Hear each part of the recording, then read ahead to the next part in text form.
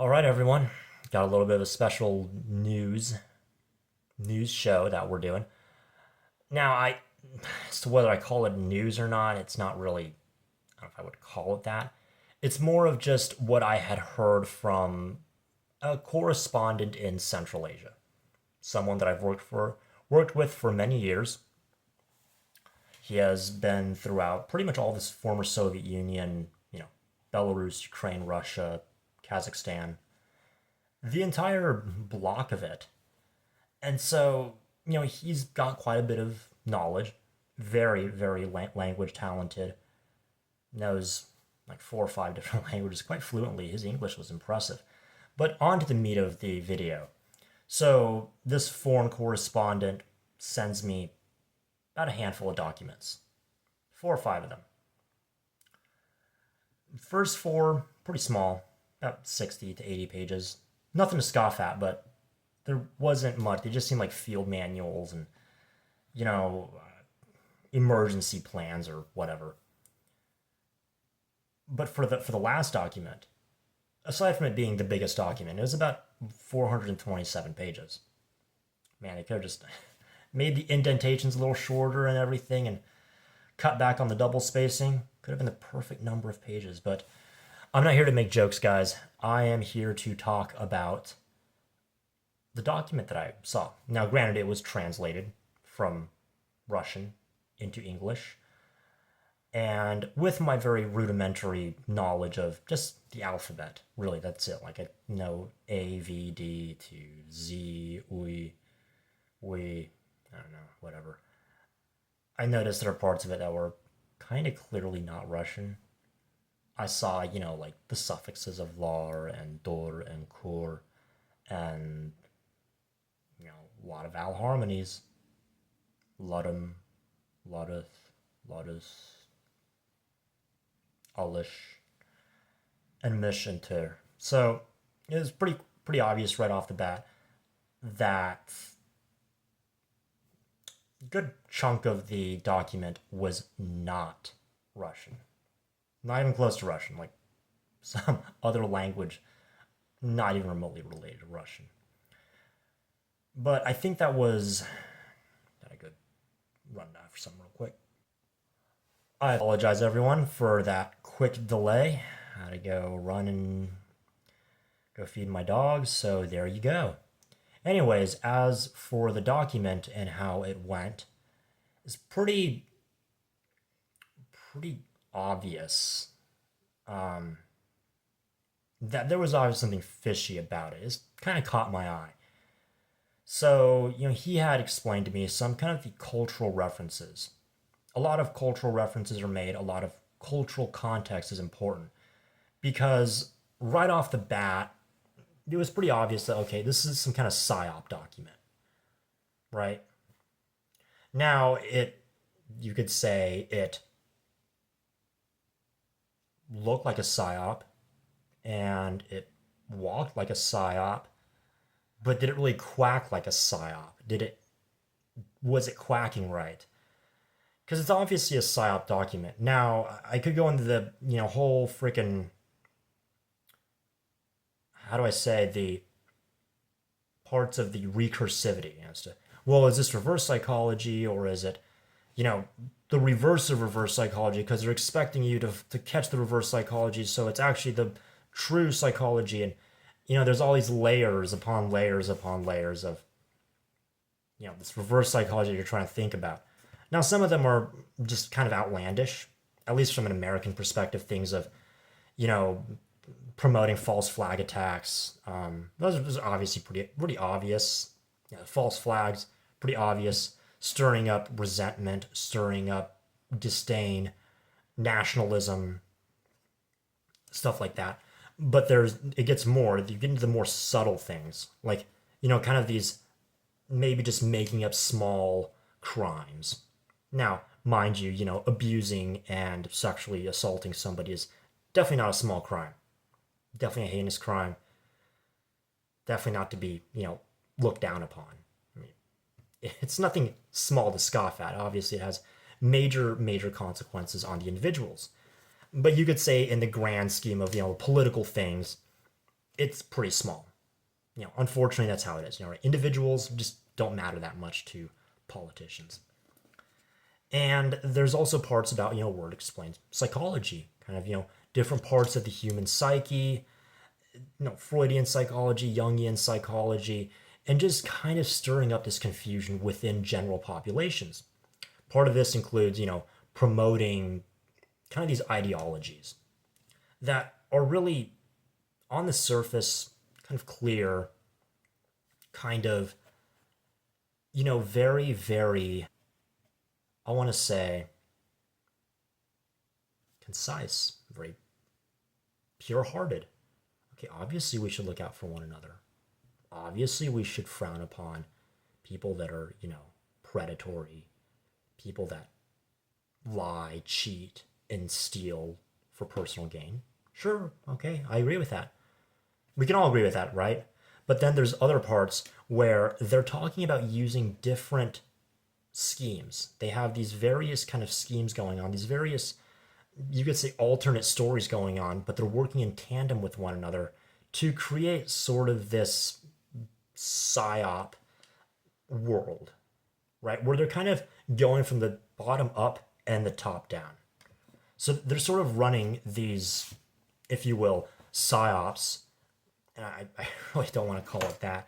It's more of running these operations pretty much on every level of society, from, your average poor people all the way up to essentially, the upper echelons of government.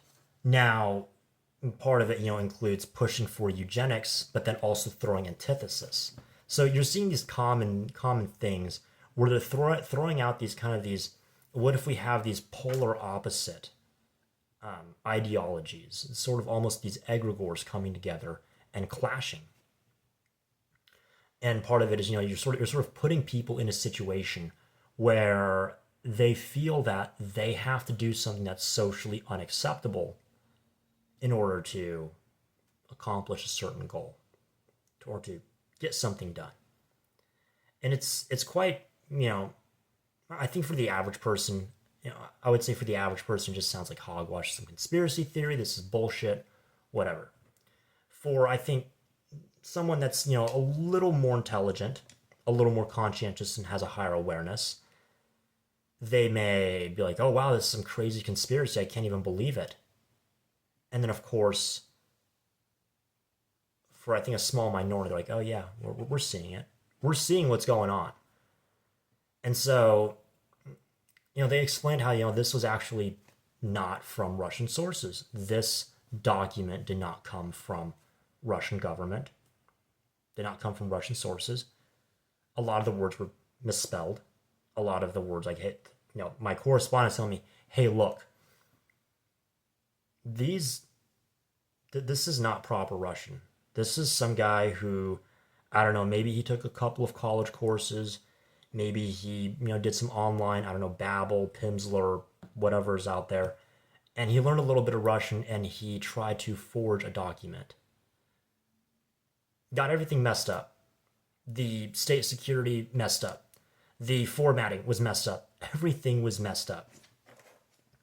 And so we kind of went on this whole freaking hunt to try to, pinpoint, okay, who would be forging this stuff? Why would they be forging things?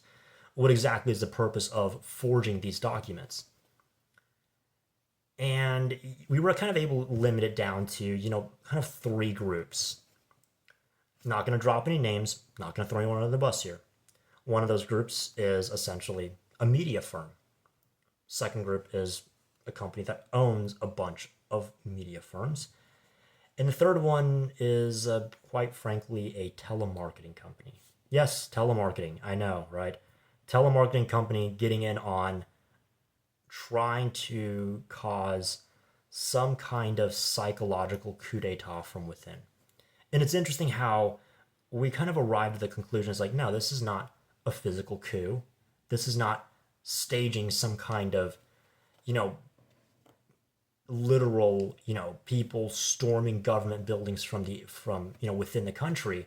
a civil war. Rather, it's a psychological coup d'etat. It's sort of manipulating the society on every level, from top down to bottom up, everything, to create sort of these polarities, if you will. You sort of have, it's almost like a divide and conquer strategy. And I think that's the part where it starts to get interesting. I'm starting to make a really deep dive into everything. And with the analysis, I was able to get in contact with some analysts, right? You know, they had intelligence analysts and some more, you know, foreign correspondents. I think that's what sneeze in my elbow. I know. Nervous tics, I know. Anyways, so as far as these documents go with these, you know, foreign correspondences, and I mean, the list goes on, right? So we had these intelligence analysts, and they're like, yep, this is definitely PsyOps. As to what the details are, we can't, you know, really verify. Are these details true? Are these details false? How are the details going to play out? And he kind of told me something like, hey, look, regardless of who made this document, it holds importance. It has value. You know, there is obviously truth to these documents, some very, very harsh truths. And I remember coming across this whole booklet. It was about a 28-page pamphlet of essentially psychological operation agendas, right? It was something about mind control. It's sort of a, I think it was titled, if I remember correctly, it was titled as, you know, playing the sheep. If you're a lion, you kind of get the sheep to play off against one another. But the difference is that you're not a lion. You have people play as the lion and the sheep. But in reality, there's someone way up high, you know, pulling all his strings. You know, it's like towards the middle of the book, the booklet, it has the part is like, hey, this is the end of part 1. And it has this little quote says, you'll never find a wolf in a circus. You'll never find a wolf being sheared. Never find a wolf at a supermarket hung up on a rack. It's very, I think, telltale of how everything's wrapping together. Is this a single document? I don't know. Is it a series of documents? I don't know. But what I do know is that it is definitely something to take note in. Regardless, I mean, sure, it could all be bullshit. It could all be just made up by a quack conspiracy theorist.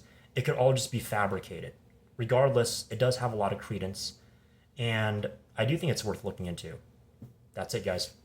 Hope you enjoyed this quick little news break. It was impromptu, I know, but sometimes we just gotta do impromptu things, right?